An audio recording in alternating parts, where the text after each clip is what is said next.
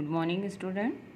आज हम class 4th में चैप्टर नंबर 8 वृक्षों की बातें की रीडिंग करेंगे। तो सभी बच्चे अपनी अपनी बुक ओपन करेंगे और चैप्टर नंबर 8 खोलेंगे, जिसकी हम आपको आज रीडिंग करा रहे हैं। उसको आप ध्यान से रीडिंग करेंगे और समझेंगे। कुमाऊं के जंगल में साल, सागौन, देवदारू आदि के बहुत से वृक्ष थे। अपनी घनी बस्ती में वे वृक्ष बोलते बतियाते रहते थे, सभी सुख से रहते थे। एक दिन उन्होंने पाया कि उनका जीवन खतरे में पड़ गया है। 8-10 आदमी सवेरे से ही कुल्हाड़ी लेकर उनके अंगों पर आघात यानी प्रहार करना, चोट पहुंचाना करते, फिर उन्हें जड़ से काटकर गिरा डालते।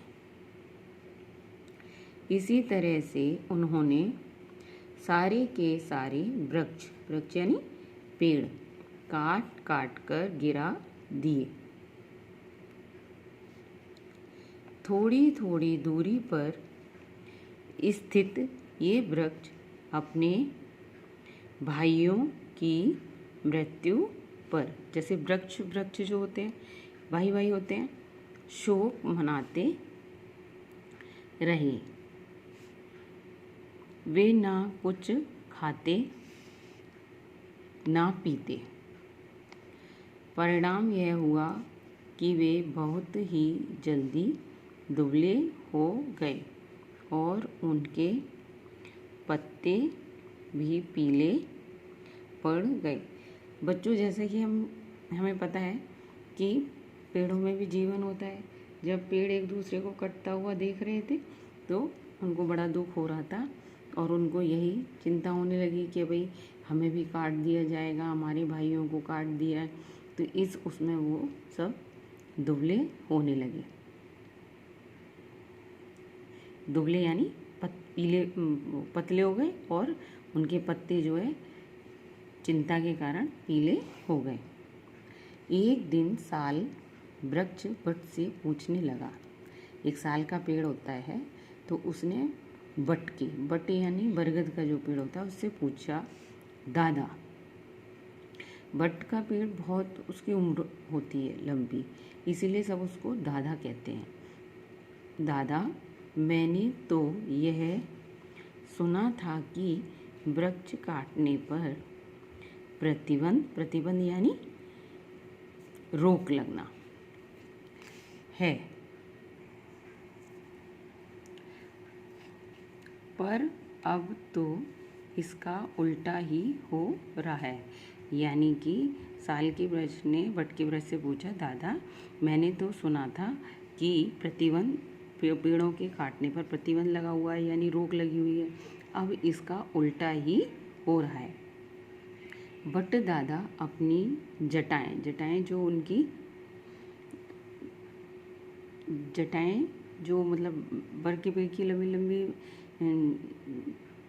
क्या कहते हैं उनको, जड़ सी होती है ना जो नीचे तक लटकी होती है, उनको कहते हैं जटाएं हिलाकर बोले, हाँ बेटा, कानून में तो हमारा काटना मना है, पर जो अधिकारी हैं वे मनमानी करते हैं, खुद पैसा कमाने के लिए हमें कटवा देते हैं। वह जो बड़ी बड़ी मूंछों वाला लाल लाल आँखों वाला आदमी था वही हमें कटवा रहा था ना, दादा, सागौन की वृक्ष ने पूछा। अब कौन बोला? सागौन का वृक्ष। वो बोला कि जो बड़ी बड़ी मूंछों वाला आदमी था वही हमें कटवा रहा था। किससे बोला? बड़ के पेड़ से, बड़ यानी बरगद के पेड़ से। हाँ, तभी तो एक देवदारू को इतना गुस्सा आया कि वह कटते कटते लड़खड़ाकर जोर से उनके ऊपर ही गिर गया था। जरा सा बच गया बच्चू।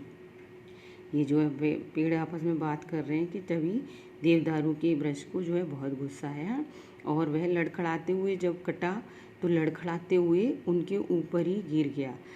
जरा सा बच गया जब बच्चू, यानी जो खड़ा था उसके लिए कहा गया है कि वो बच्चू जरा सा बच गया, नहीं तो बस उस दिन राम नाम सत्य हो गया।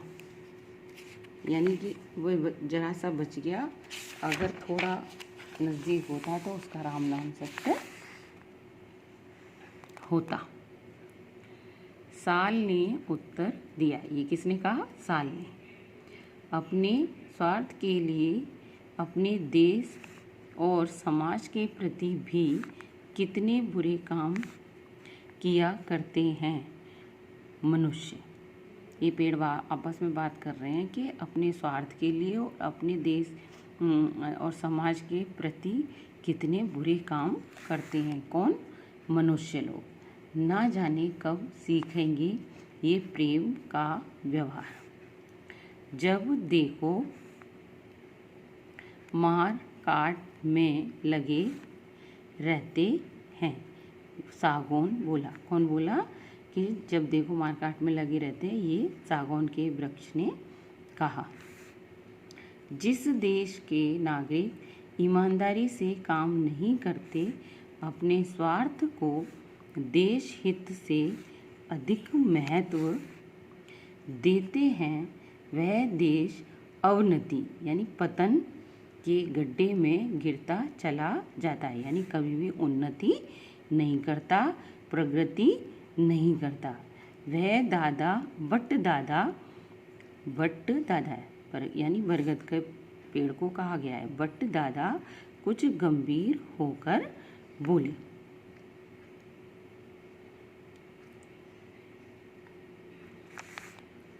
हमें कटने का कुकर्म भी जल्दी ही उन्हें भोगना पड़ेगा। बट दादा ने क्या कहा कि हमें काटने का कुकर्म यानी बुरा कर्म उन्हें जल्दी ही भोगना पड़ेगा। जो पेड़ काट रहे थे उसके लिए बड़ के पेड़ ने कहा कि इस कुकर्म का उनको जल्दी ही फल मिलेगा। देवदारू गुस्से में भरकर बोला।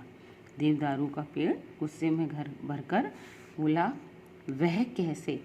नन्हे साल ने पूछा। वह कैसे? नन्हे साल के पेड़ ने पूछा। अरे क्या तुम नहीं जानते? हमारे कारण ही तो बरसात होती है, हमारे कारण ही तो ये लोग जीवित रहते हैं। देवदारू का वृक्ष बोला। तो बच्चों, आज के आपकी इस पाठ की रीडिंग हम यहीं तक कराएंगे। आपको अपनी बुक से इसकी रीडिंग करनी है। आज के आपका ये होमवर्क है कि चैप्टर नंबर 8 रीड करना है। आज की क्लास में इतना ही। अगली वीडियो में फिर मिलेंगे। धन्यवाद।